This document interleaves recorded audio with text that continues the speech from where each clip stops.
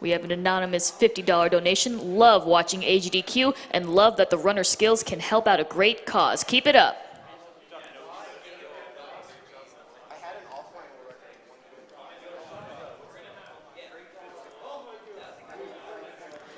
Hexadecimal Boy gave $30 and says, this is the first GDQ I've been able to catch live. Very excited for the next few days.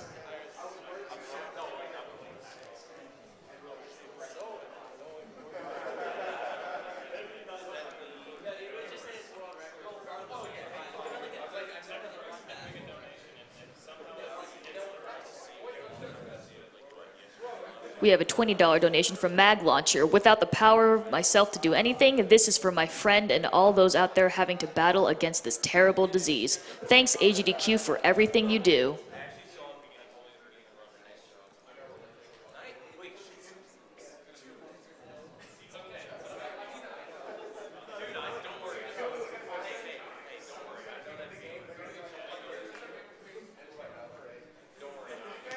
Justin253 gave $50 and says Velocity 2X was my surprise favorite game of 2014, and I'm glad to see it got so much deserved attention. Thanks for all you do.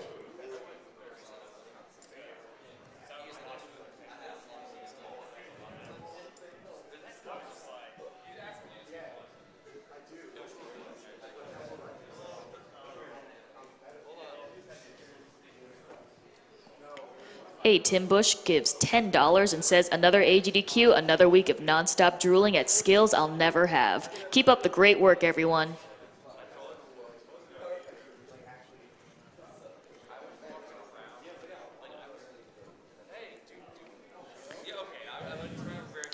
Matthew gives $80 and says, hey all, first time donating and definitely not the last. Hope we can rid the world of this terrible disease. Show your support for the cause and the runners by donating everything you can.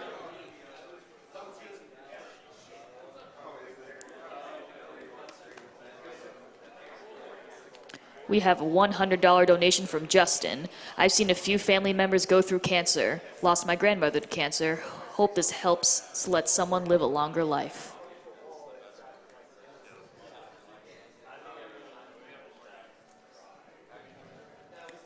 DJ Extremist gives $5. Greetings from California. Here's $5 to help wreck cancer. Also, save the animals.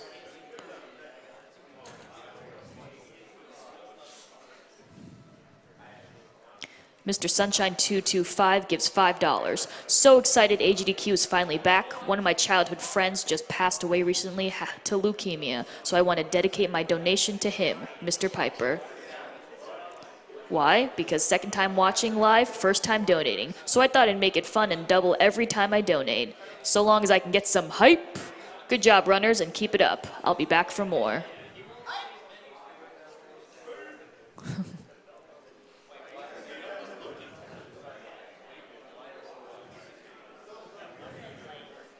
G. Chris gives $20, had to donate in recognition of this amazing run. Love the look and sound of this game and bowled over by the skill of the runner.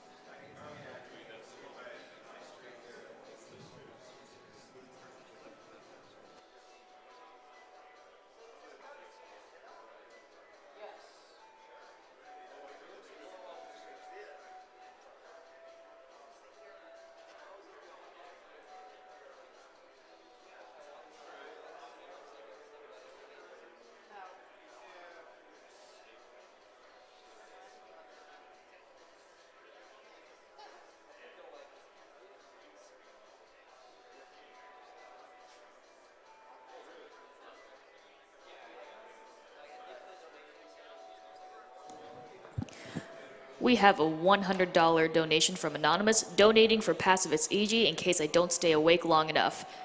Kill the animals.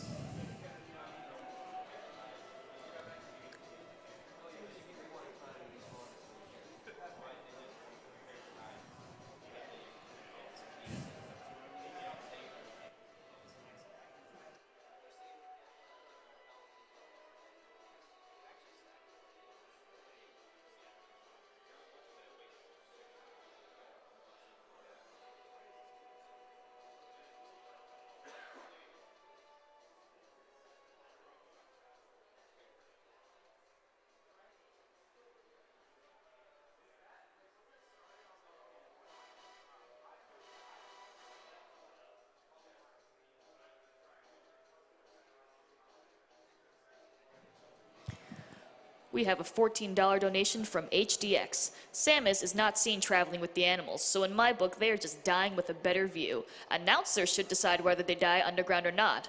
Also, thanks for the really cool runs, tricks, and insight on games. Keep being awesome at AGDQ. I'm a save the animals kind of person, personally, so that's where my vote's gonna go. Yes, woo. You are correct, sir.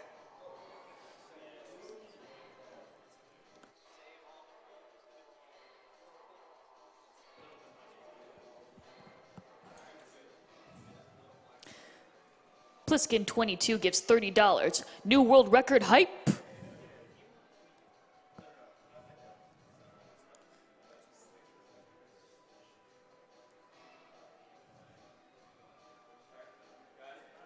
Nicholas gives $10. Congrats on the Velocity 2X record. That was one of my favorite games from 2014. Also, save the cute, furry pixel critters.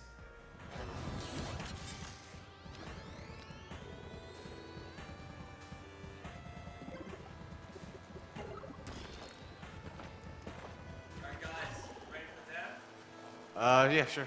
Sure. Yeah, Yes. bring him on. Yeah. Hello? Hello. Hello. Hello, Hello. Is this, Kenny? this is Ken. I'm All right, Cappy. cool. Is Nathan gonna join as well, or? He said he was going to, but I do not know where he is right now. Can you guys hear me? Can you guys see me? We can hear you. Yes. Yes. Okay.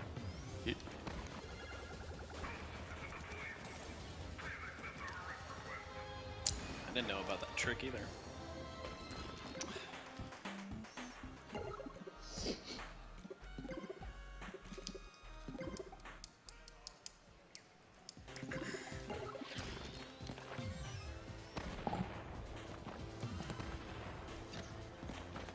We have a $20 donation from Barba. Awesome work, everyone. Gotta get those donation goals met.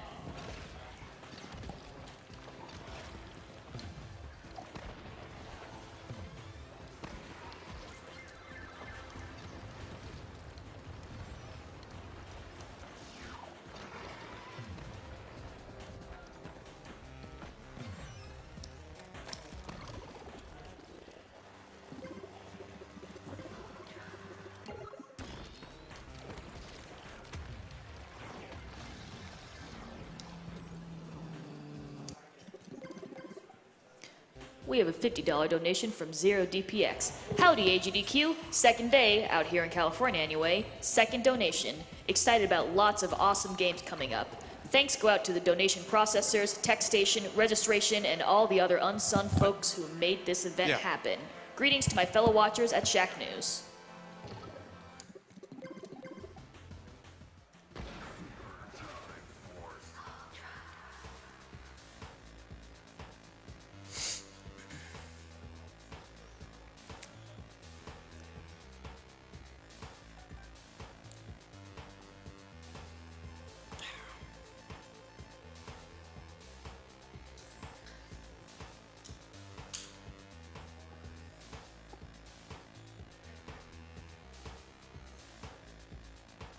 Okay, can we wait beforehand, or? Okay. After one minute, we'll go then. We can talk about time puns while we're waiting. That does sound like a good use of time. It is. I'm already having the time of my life with you guys. Best time ever. I can't think of a better way to use my time. I hope this time never ends. Did I miss the start of the time puns already?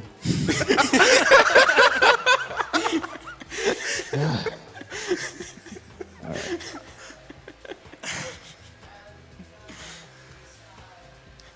Yeah, Nathan is supposed to join us, but I'm not too sure. He said he added the Skype, but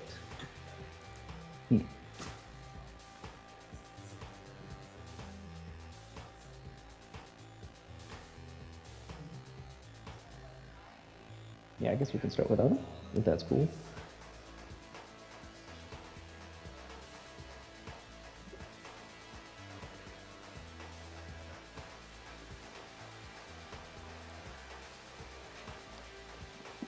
We have a $30 donation from Marginal Progeny.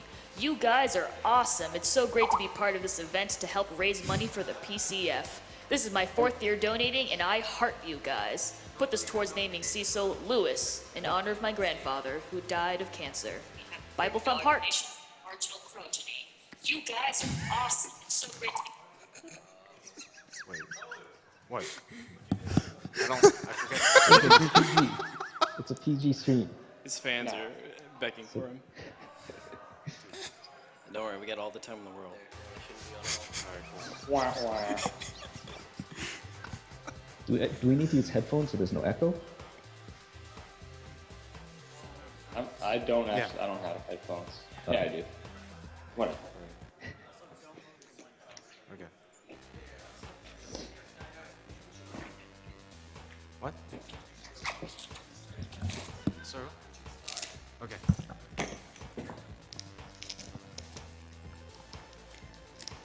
We got an anonymous $5 donation. Alright. Got to see my first live world record and an awesome game to boot. We can beat cancer. Congrats to Nosraf and save the animals. Hype! Alright, cool. Alright, I'm gonna do a countdown, so we're gonna go on go. 3, 2, 1, go. Alright, this is Super Time Force. It's a really cool game based around time travel and time rewinding. The basic mechanic of this game is you can pretty much just rewind at any time you want. But it's actually kind of slow, so I actually want to avoid it as much as possible. So here I'm starting with Zoe. And she's a pretty cool character. She's a pretty high damage dealing character. Her regular gun is also incredibly powerful. Alright, that's cool. Wait, was that supposed to happen? Yes. Oh, okay. It was definitely so- supposed to happen. The mechanic of this game is that every time you die, the game goes into rewind mode. And when you do that, you can respawn a new character to try to work together with your previous self or to save the life of your previous self. And when you save the life of your previous self, what you do is you sort of fuse together with them, combining your abilities. So you'll see that used a lot in this run. So what you saw happening there was that Tohloo killed himself as Melanie, respawned as the Shieldy, and then saved Melanie, his previous self, with Shieldy, and now he's the combination of Shieldy and Melanie together. So you'll see that a lot to do things like increase your damage. So if you do like 2 different characters that have splash damage, then you'll drastically increase the amount of damage you can do. Or or like here you'll see Jeff with his rockets, he can do rocket jumps, and rocket jumps is a big part of all of the strats here. So here I want to take a very specific damage boost in order to clip through this van. Okay, I think I got it. Nice. Nice. Nice, nice, nice. That's that's called actually really hard to do. Yeah, it looks easy, but I think you need to do a damage boost to sort of propel yourself backwards and clip through one of the invisible walls of that van. And you'll see that the van is not a SWAT van, but a Swaz van, named after the late Patrick Swayze, who we're big fans of at Cappy Games. And in fact, we do have, what's the DVD that we have taped to the fridge? Oh gosh, I have no idea. It is an old, really crappy Patrick Swayze movie. Yes.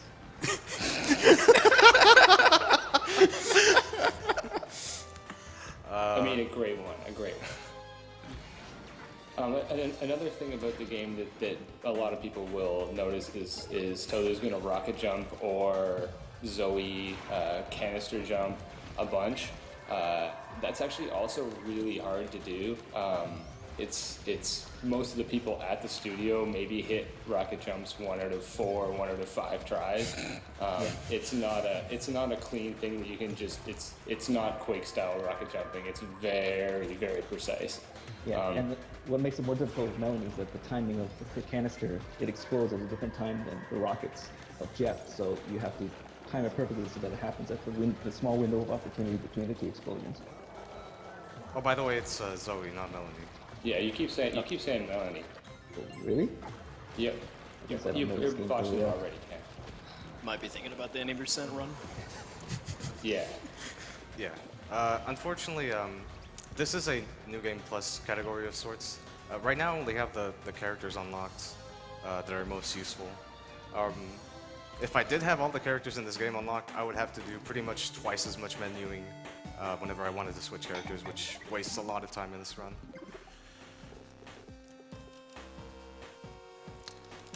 Yeah, there's a cast of like 19 characters in the game. We went a little crazy and kept adding and adding, and this version has 3 characters that only the Steam version has. And the PlayStation version has 3 characters that only the PlayStation version has. So there's a whole bunch of like almost like platform-specific strategy for speedrunning. I don't think I've ever seen anybody try a PlayStation version one, but this one has Zoe, and Zoe's super useful for a lot of the New Game Plus mode. Yeah. So in this level, you're going to see a lot of head stomping, which is an ability that not many people know that Shieldy has. And you can do things like head stomp and squeeze yourself between those spike walls. And in this case, there's a really cool strategy that was discovered recently where you head stomp off of those bombs in midair and then launch yourself onto those archers, and you can get over the invisible wall barrier to finish the level without even killing the boss. There's actually a similar trick to the one I just did in the previous stage at the very end of this. So normally what you would have to do is that... Oh, damn. Hold on, I shouldn't open my mouth. Actually, I should be fine. Alright, yeah. You do a canister jump to basically skip guiding this missile to the end of the stage. This is pretty much an escort mission. I'm only just killing enough enemies so that the missile doesn't really die until I get to the end of the stage. Oh, by the way, I can spawn as an Ultra character as well, since this is a New Game Plus file. Yeah, so the difference between the New Game Plus and the normal game is that you have this Ultra Force ability, which is sort of powered up versions of all of the characters, but they can only last for, I think, 10 seconds. So if you can do something that only needs 10 seconds, you should use the Ultra Force version of yourself. And as well as that, if you die with a character, you're not allowed to select them again. So that drastically changes the type of strategies you use in this. Because in the normal game, you'll do things like use double Jeffs. You'll have one Jeff, let him die, and then save him with a second Jeff. But in the New Game Plus, or the super hardcore mode as we call it, you can't do that. So Tohloo has to employ all these strategies where he has 2 different characters, which makes it a lot more difficult and a lot more complicated. So for this stage, Da Vinci's charge attack is that he spawns turrets, and if you spawn them, 2 of them at the same spot, you can get zipped through very thin walls, like I just did. So I just basically just skipped the entire stage. Yeah, so if anyone's wondering, that's not what the stage actually looks like. The stage actually has art and stuff. Here you can just into the area where there was nothing. So We got to see the rainbow really clearly, though, Yeah, and that's yeah. important. Awesome backdrop. So this is sort of our interpretation of heaven, which is sort of like a tropical paradise beach resort kind of thing. And this character is the Looker, and the Looker is the character that you unlock in the regular game for successfully essentially beating the speedrun times that we set in every level, collecting the Looker. So it's, for most players, I think it's like one of the 4 least gotten characters in the entire game. Yeah. Super, super useful. You paint targets, and then your charge attack lets you actually let go like laser shots that go to the targets that you painted. Alright, so this is Atlantis. If I do everything correctly, I should be able to complete this entire stage with about 10 seconds left with just using Zoe, which is pretty difficult to do. You actually gain a very small amount of speed just by spamming jump, and it's something that's very useful in certain cases to make certain cycles. Yeah, another thing that you notice a lot of is that Tohloo's running backwards in some cases, and the reason you do that is because he's manipulating the camera so that it doesn't see as far ahead as if it would normally, and you do that to sort of manipulate the enemy AI so that they don't start their AI cycles as soon, and by doing that you can sort of squeeze through and get certain opportunities that you wouldn't have if you were just facing forward.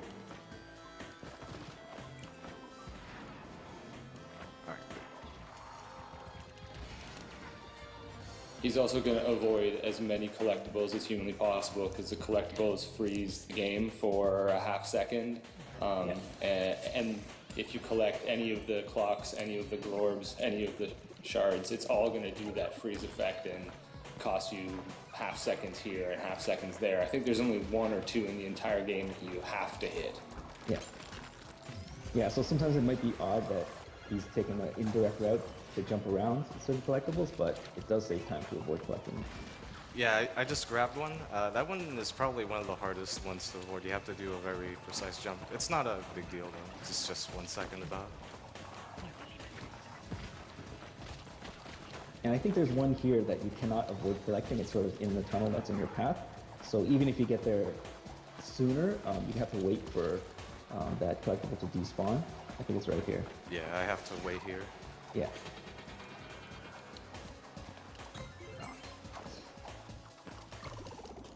So I'm going to use an Ultra character here, Ultra Looker. Ultra Looker on his own is like pretty much a monster. He can pretty much destroy everything. This guy will only last like 2 seconds on screen.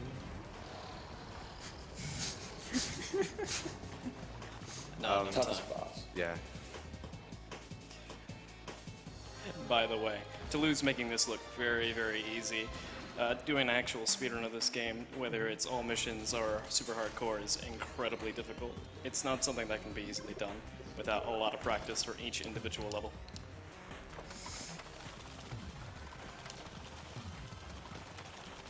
Okay, so here he's going to try to clip through the geometry again and skip the Gosh, entire that level. was fast. I do have a particular visual cue for that. It's not so bad once you get used to it. Oh, nice. Okay. Sometimes you can't clip out of bounds there. It's kind of random whether you can do it or not. It's a bit faster if you do though. Oh, whoops. Time for the face boss. The face boss is actually a representation of Brandon Boyer, who is a huge AGDQ fan, was the IGF chairman. So we modeled this boss after his beautiful locks and lovely face. Big shout out to Brandon Boyer. We love you. Splendid. And he was only on screen for maybe a second and a half. Well, he'll get to eat a sandwich. Yeah. Unfortunately, yeah. we're not going to see that sandwich cutscene, which is probably...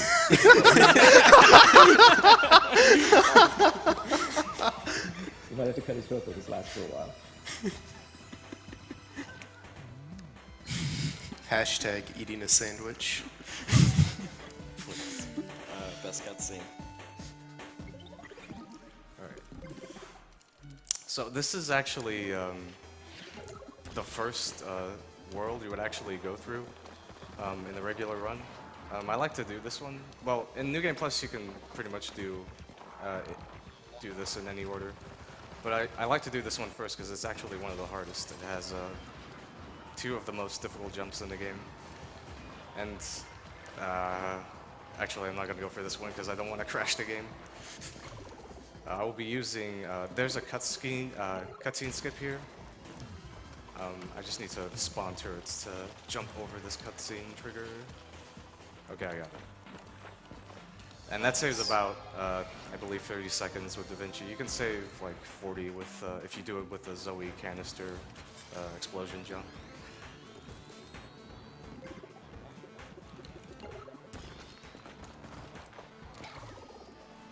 So Yeah, I remember this level in particular because after the first patch of the game, we tried to block off inaccessible areas by putting invisible walls everywhere, and that prevented one of the main strategies of this level, which is to rocket jump over the entire thing.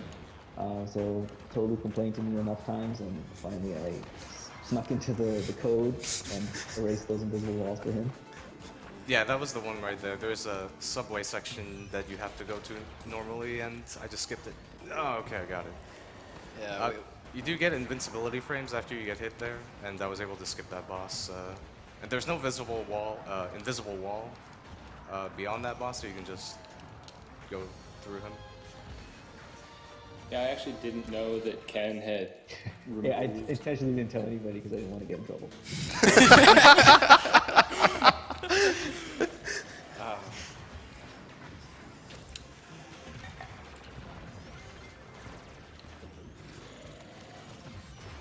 So I have to basically wear down this guy's weak spots before I expose his core.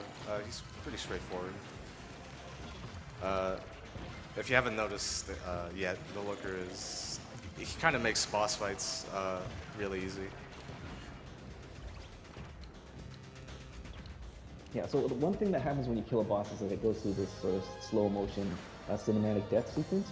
And in certain bosses, it's possible to get yourself hit during those slow motion moments, and when you do, it sort of cancels out that slow-mo moment. So I think Tohloo calls those slow-mo skips or slow-mo cancels, and that'll help save off a few seconds for each boss battle that you're able to pull it off on.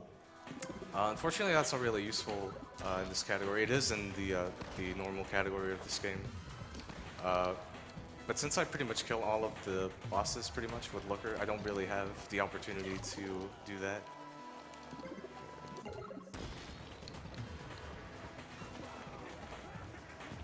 Hopefully I can pull out this backup strat. Nope, okay, well, that's fine. Yeah, this level in particular is really, really difficult. It requires some precise movement with Jeff to get through it without losing him. Dude, this guy.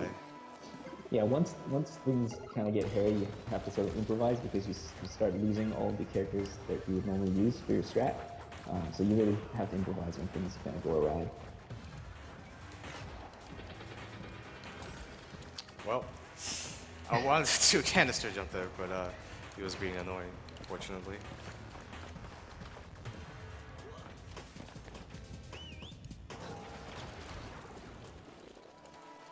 Alright, so here I'm going to switch to Ultra Looker again, and this guy should be dead in about 2 seconds.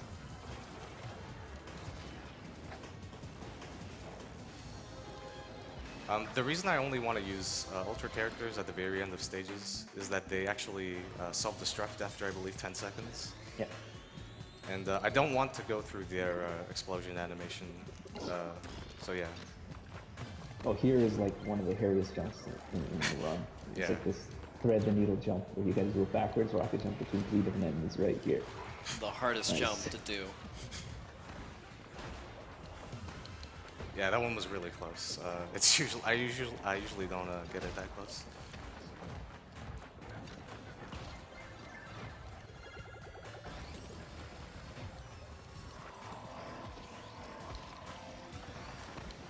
Oh, jeez. Oh,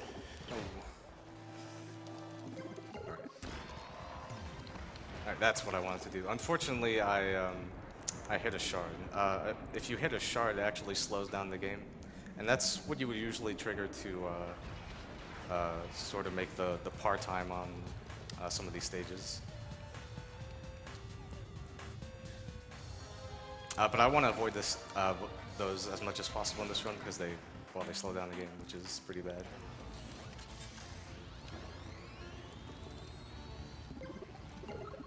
A whole bunch of this game is us being super in love with 80s and 90s movies.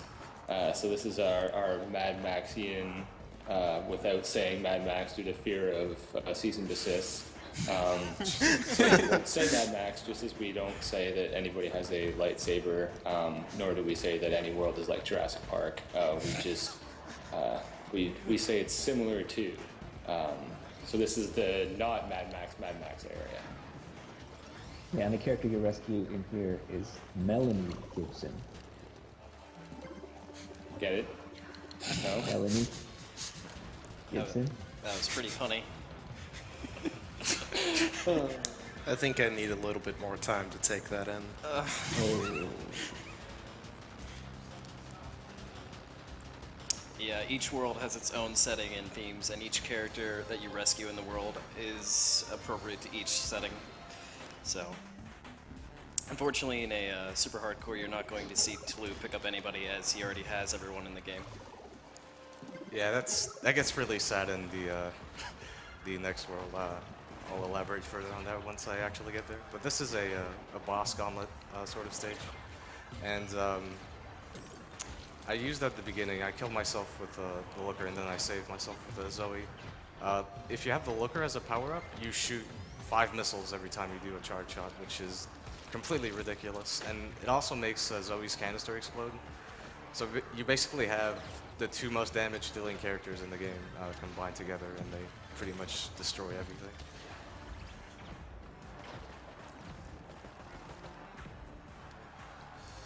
Yeah, and I think it's worth saying that Tohloo really is making this game look very easy. It really isn't. It's pretty hard. It is very, very difficult. We used to have a set of runners who used to run this game formerly, and eventually Tohloo brought the time down in most of the categories that everyone ran to a insane optimized level. Since then, Tohloo has been working on this game nonstop. Yeah, unfortunately everybody else died. So Yeah, everyone that's the worst couldn't part. keep up with your times. That wasn't a pun either. Yeah, well, you're making me look bad, dude. Like, come on. No, you know I love you, man. I have the worst time. And that wasn't a pun either.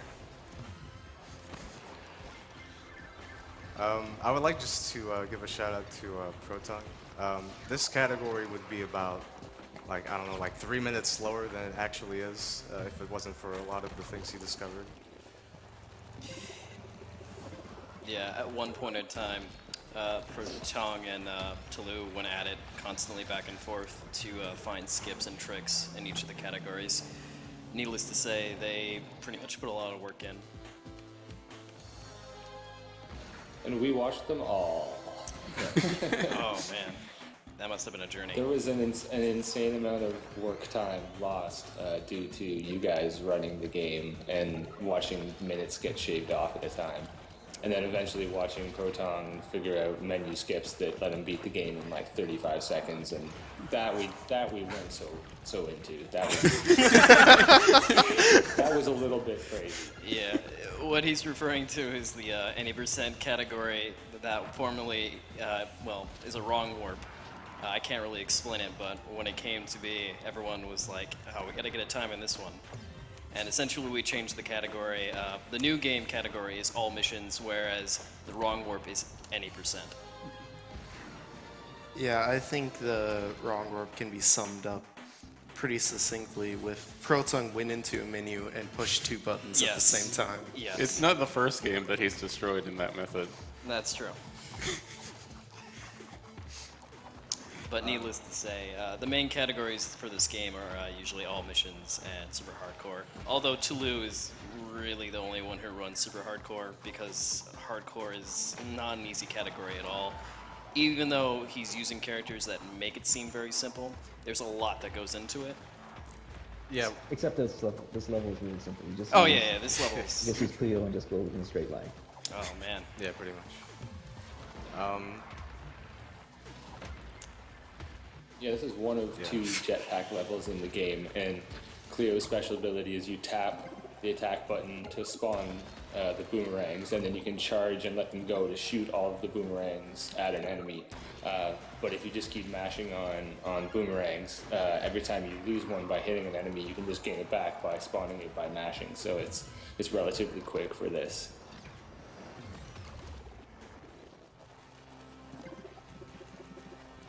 Unfortunately, I got killed by one of the flies, which doesn't really happen, like, ever. Sometimes, even though it looks like I'm protected on all sides by Cleo's boomerangs, sometimes things can sort of slip by and kill you.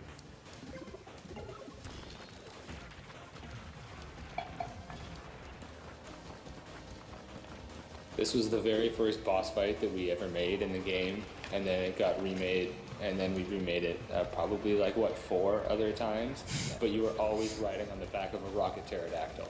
That never changed. And I think we called him the Turbodactyl. Yes, that's true. Yeah. That is correct lore for the game. Respecting the lore at its finest.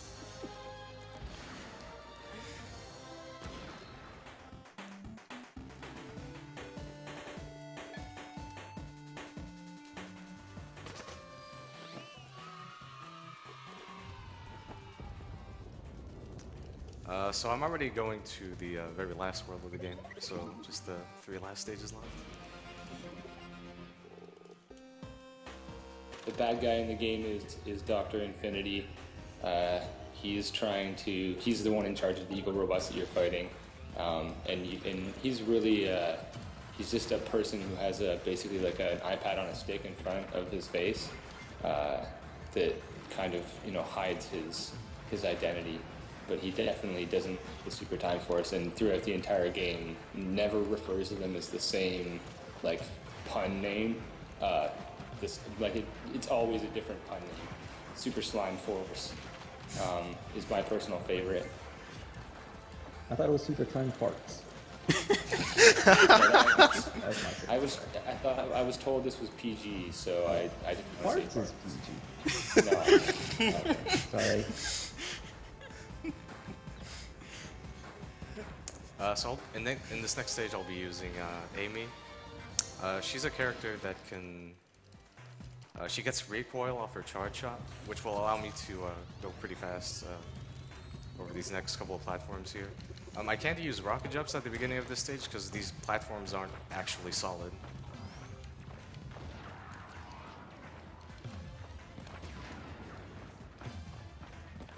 And her range also helps a lot in this stage as well because I have to hit all these switches really fast. Yeah, and her charge shot can shoot through walls, so it makes hitting some of the switches from weird angles possible. Also, another thing to note about the game is that you can't aim while standing. Like, you can hold down a button to keep the aim locked in that direction, but you can't just stand and aim. So even just adjusting the you'll notice that Tohloo holds a bunch of different angles on the gun. Even just calculating when and how to put that in is relatively challenging. And we did that because we really didn't want the player to ever stop moving. We really wanted it to feel at times like it was a bullet hell game rather than a very calculated strategic game. And we felt that when we tried it with locked directions, where you could just kind of, stand there and, aim in a whole bunch of different directions, the player would just never move, and we kind of hated that. So we just mandatorily decided to make it that you had to be moving to also, and then moving and hold a button to lock directions. Yeah, there's even a lock position button, so like it's really versatile in the way you can move. Oh, by the way, time is when this final health bar runs out, or this when mission cleared appears on the screen.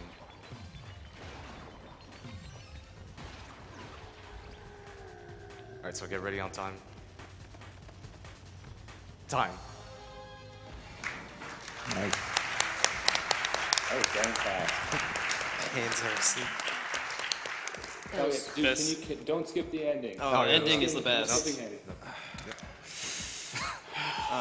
Time to enjoy. This is the best time. 26-25. 26, 25. That's really good. That's Yeah, actually That's really good. Yeah. yeah.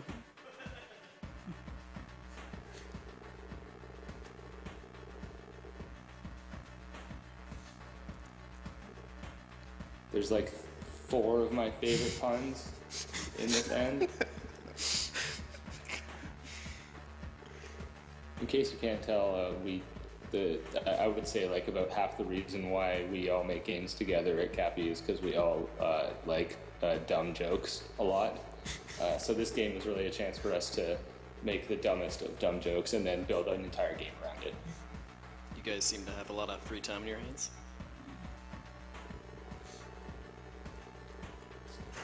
Can I just give a shout out to Ken, who's on the Skype, because this game was Ken's and 2 other guys from the studios, Mike and Vic, their idea. They started making this game at a game jam way back when, and it was awesome from the first 3 days of it, and then we got to turn it into a crazy video game that is now being speedrun on AGDQ. So that's it's all Ken and Mike and Vic's doing. Yeah, but we are huge fans of speedrunning, and part of the ways we designed this game was with speedrunning in mind, like rocket jumping, laser boosting, all those things. So we're really happy to be able to be part of this. This ending. I love this ending so much. It's good every time. I'm enjoying watching it myself. I've watched this ending many times. It's the best part about the speedrun. Yes.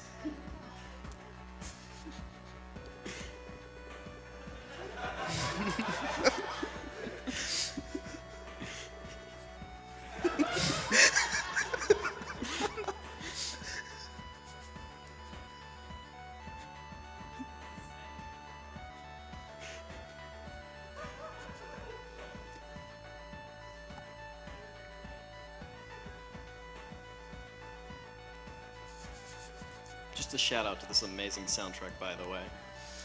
The soundtrack is very good. Yes. That is the Infinity Star Hug. Yeah, the soundtrack was made by 6955, a longtime friend of the studio and one of the originators of chiptunes music, one of the people that was doing it before anybody even knew what chiptunes was back when he lived in Japan. And working with him on the game was one of the coolest things, and he's a really good bro. We love you, Jason.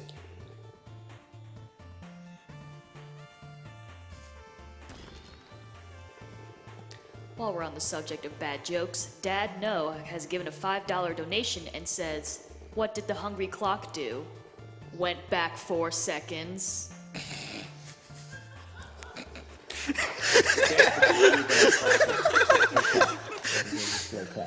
Perfect timing on the clock.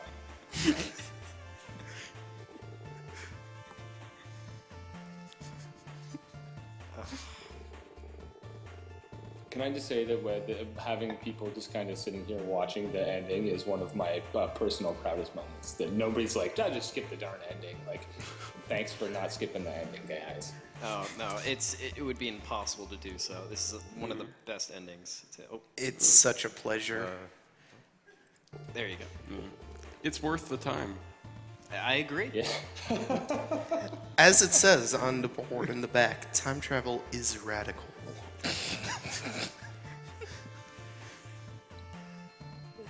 No, this game is an absolute blast, and I would certainly recommend it. You can get it on Steam, Xbox, as well as the PlayStation version, and it's just a good time.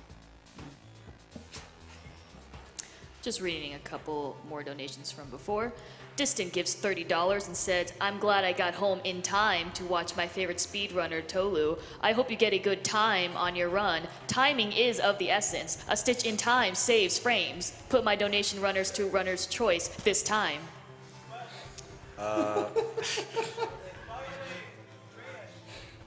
File name for ShovelNet, Trayish. Nice. All right. So I hope everybody enjoyed the run. I had a blast running this. This Had a was good my time? first. Yes. Yes. This was my first speed game I ever learned, so I'm really happy that it made it here. Thanks to everybody. You did an amazing job. Thank you. 10 out of 10, Tohloo. We do it another time. Cappy gives $500 saying, "What a crazy speed run." We can clap for that. We can clap for that. Seppuku gives $5 asking, "Which group of heroes do you never hear from? Super Mime Force." That's the sequel. Tenmachi gave $50 a while ago and said, "Oh man, it's Tohloo time. Can't wait to see how much time he can save in Super Time Force Ultra. I've been hyped for a few runs of this GDQ, but it's different this time. Much love from the Shovel Knight community." Oh, an announcer, donation happens again if you find time to read this on stream, 2 times if your emphasis is timed well. So Tenmachi, I hope that was good enough. Or if not, give me some notes and I will try again to get you to donate again. Thank you. Nailed it. Thank you. All right. Unfortunately, I have to wrap it up. So thank you guys a lot for being on the call. I really appreciate you guys being here. We love you, man. Thank you, and thanks to everybody who played the game, both speed runs and not. We're super stoked and we're really proud of the game, and it's been a joy to see it here. Thanks for having us on. Thanks. Thank you for Thank making you, it. thank you very much. Thank you.